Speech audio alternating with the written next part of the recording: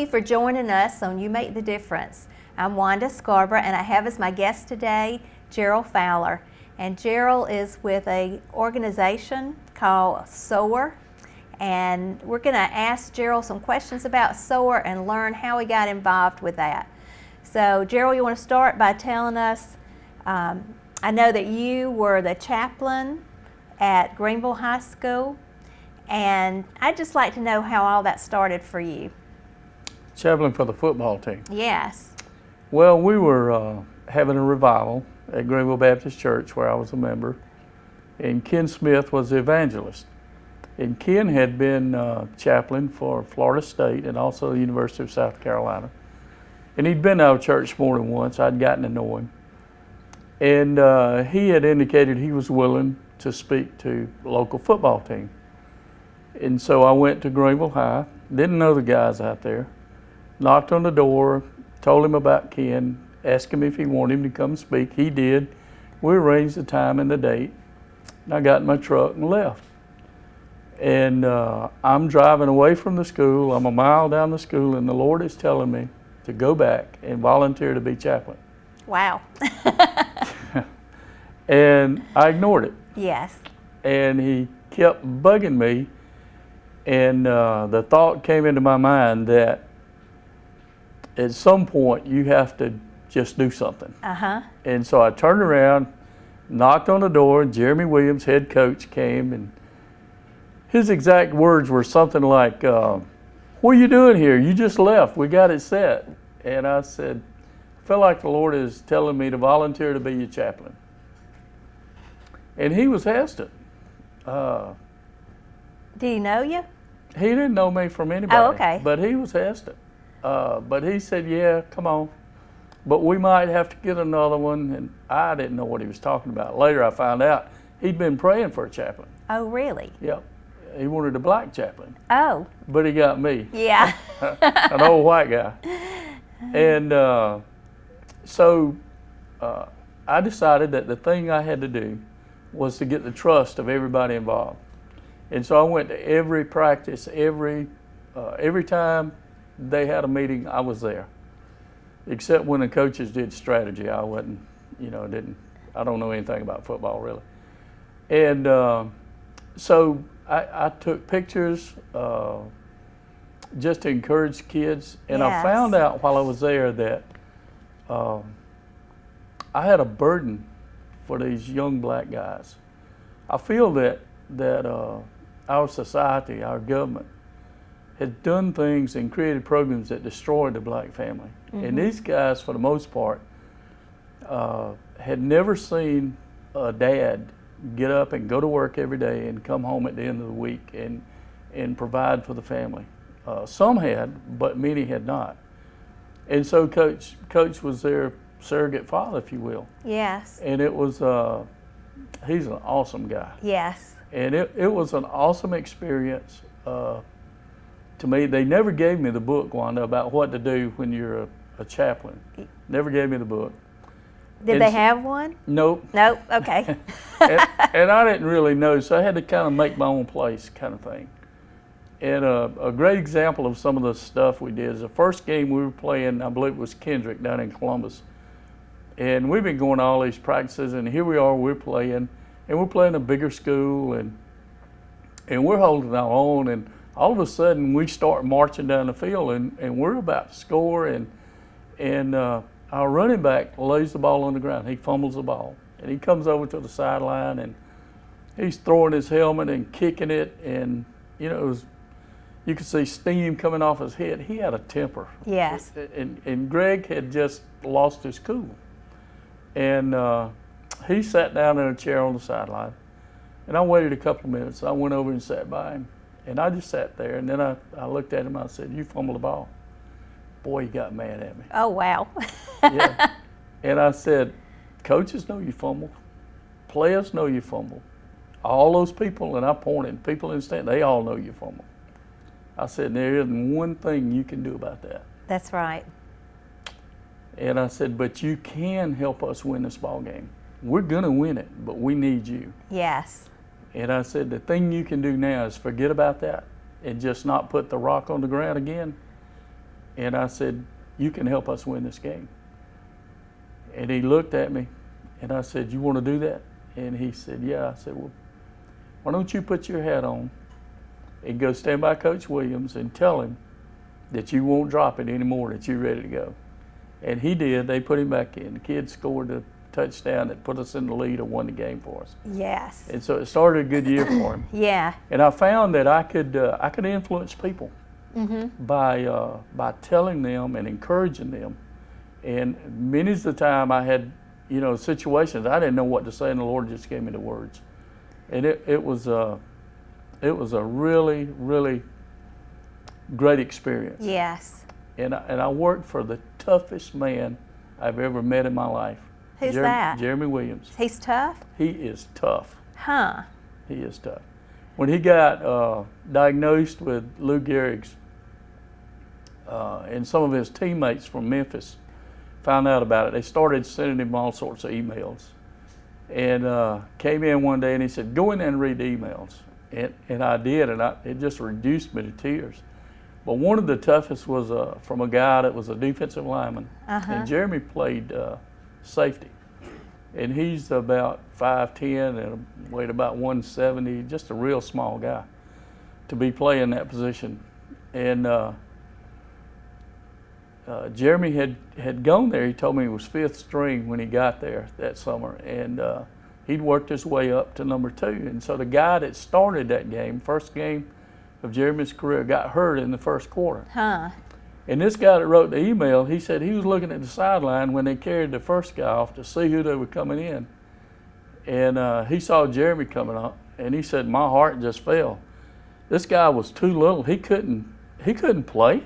He said, what are those coaches thinking? And he went on an email. He said, it took just a few plays for me to figure out that you belonged and I didn't. Yeah. Oh, wow. Yeah.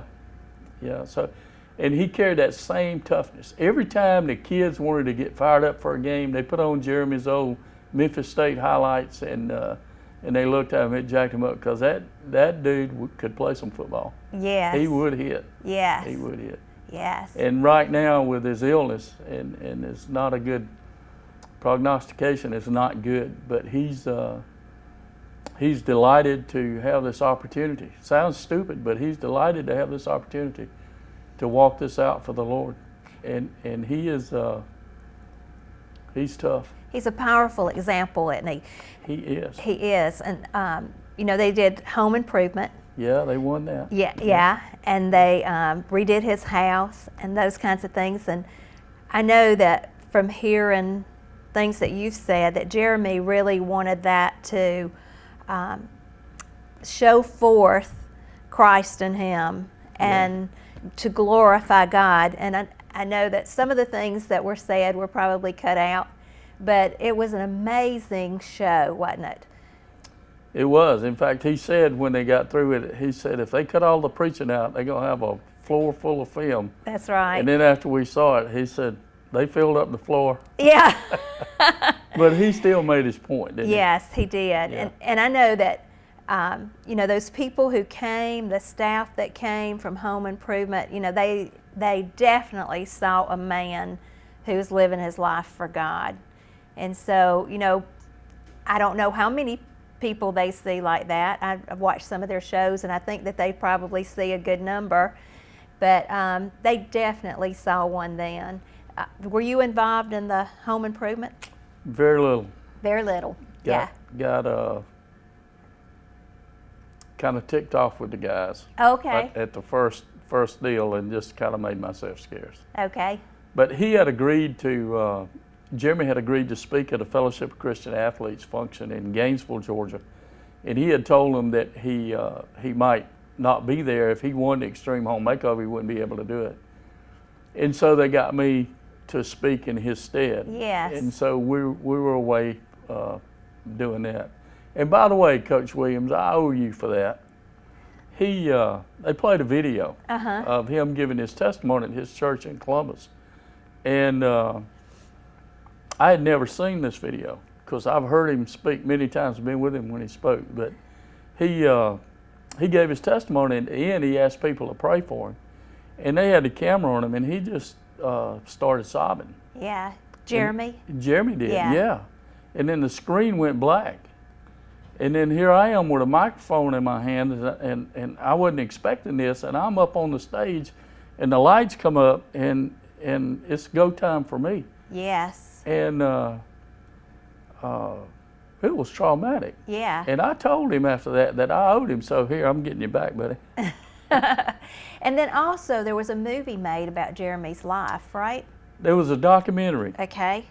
A guy worked out a deal with Jeremy, and they followed us for his last year coaching. Yes. And they filmed a lot of stuff and made a documentary out of it. And we went, to Atlanta, the Rialto, and they debuted that thing, and we got to see it, and it's pretty good. It is Yeah. good. Yeah. Yeah. And so, where is that? Can people buy that or order that anyway, or do you know about that?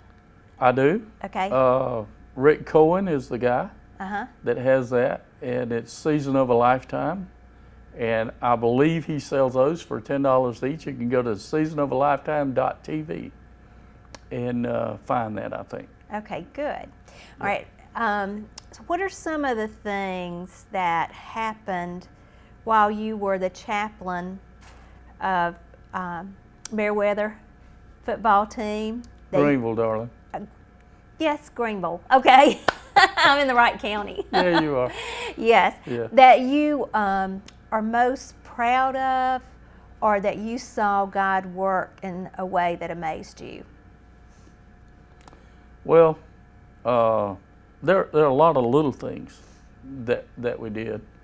We were playing Manchester, and Manchester had a history of defeating Greenville, and we were about to beat them. They play Friday night, by the way.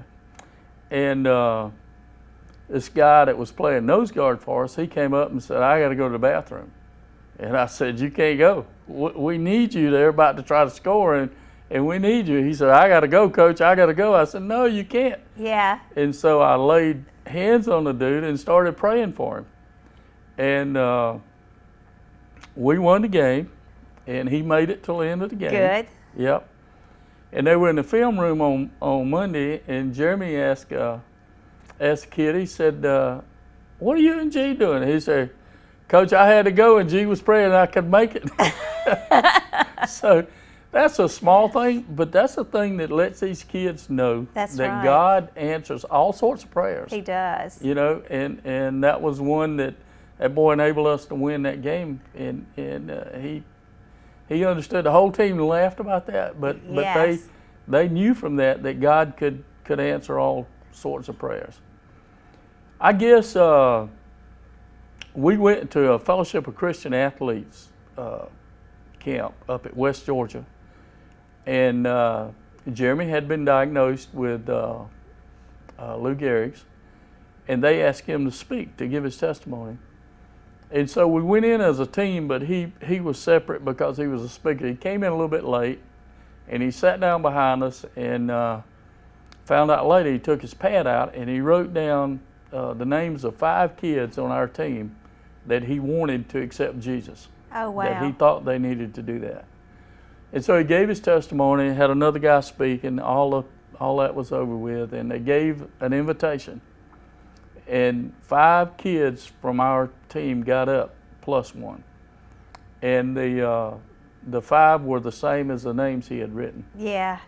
And the other one, the 6th one, was a Jehovah's Witness Huh. kid, and he was a freshman, a 9th grader, and this was in the summer before he started playing with us. And Coach told him, he said, "I didn't write your name down because I didn't really know you yet." Yeah. He said, "You're just a bonus God gave us tonight." That's right. So there were a lot of evidences that God was moving. Yes. The day he announced to the team that he had been diagnosed with Lou Gehrig's was very traumatic. It was very good. He just illustrates his toughness, how tough the man is. He came to practice. He had missed the day before, Monday. He never missed practice, never. But he had missed Monday, and so he came to practice. And the kids always gather up and have a prayer, and then they separate into their various positions and start work. And after they said their prayer, he got them together before they went to positions, and he told them that he didn't want anybody wandering the halls, wondering about his health or whatever. He'd always told them he'd be straight with them. And he said that yesterday, on Monday, while he missed, he had been diagnosed with Lou Gehrig's, and the prognosis was not good. They said it was terminal, and let's go play football. Wow. Wow. Yeah. And they were shell shocked. Yes. They were just not performing. Just some of them didn't even know what it meant. And he was getting frustrated. Other coaches were frustrated, and so I asked him to let me have him for a minute. And so he called a water break, and I got them together, and I said, "Look, this man," and I didn't know that. That was the first Oh, wow. I'd heard of that. Yeah. And so he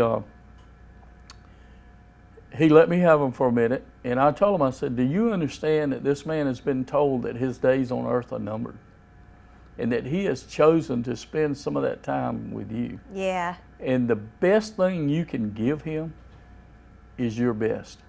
He wants your best in practice and in a game. And if you ask him, he'll tell you it's the best practice we ever had." Wow. Yeah, That's amazing. that is. Now- God was at work. Yeah. Now I want to talk about SOAR some. Okay. You were working with the football team, and Yep. now you're working with whole schools, right? Yep. And tell us what SOAR stands for and what SOAR does. Okay. SOAR is SOAR, Students, Opportunities, Achievement, Recognition. And what we do is we go to high schools and middle schools, and we have a general assembly for all the kids.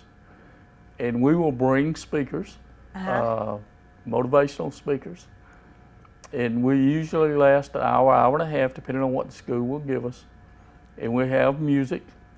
We've got Seth Harden that sings for us. He's a Christian teenage rapper Yes. who's been in a movie and has stardom written all over him.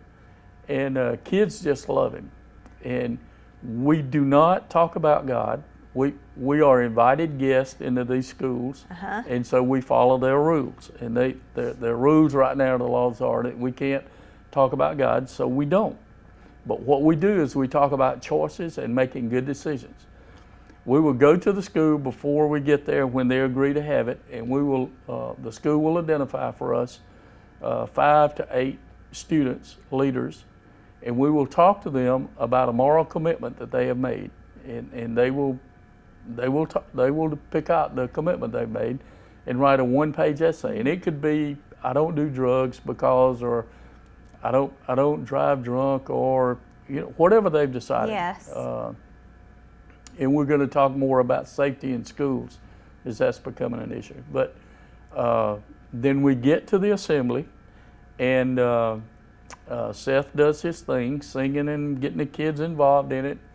And usually we let him do that as they're coming in. He gets started because that helps them find a seat quicker, makes everything go faster.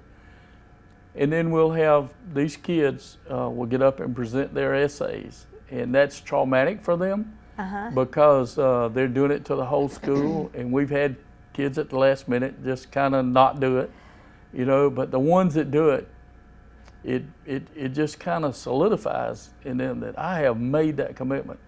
And you ought to think about that too. Yes.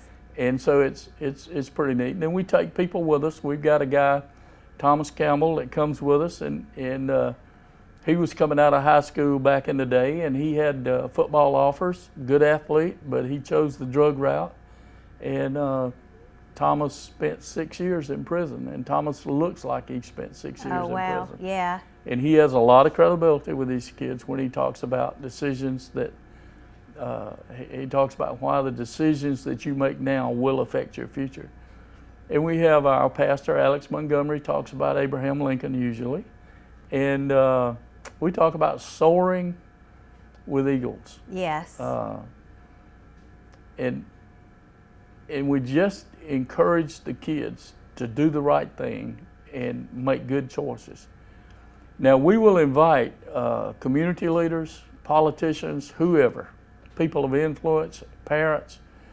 We send written invitations to all the parents that are going to be honored, and all the parents of all the kids are going to be honored. And then we we form, at the end of the thing, we form what we call a victory line, a double line of all these people that have come, these adults. Yes. And we'll call the name of a kid, a student who has made the A honor roll, A B honor roll, or perfect attendance for the year. And as they come, we give them a t-shirt. And as they come to get the t-shirt, then that double line of people that are there, they congratulate them, and we act like they scored a winning touchdown on Friday night. And they give them the high five. They do all of that. Yeah. And even say a prayer for them. Yeah. And Silently. silently. And I remember you talking about how those encouraging words that were spoken to those students coming through the line, that you could see the impact of those encouraging words in their eyes and in their expressions. That's right, isn't it? It is. Yes. Well, you were at the first one I we did. was, yes. And she was our timekeeper. And the kids, some of the kids that came through there, it was obvious that they had no experience in receiving praise. Yes. Or in being congratulated on doing a good job, Yeah. a job well done.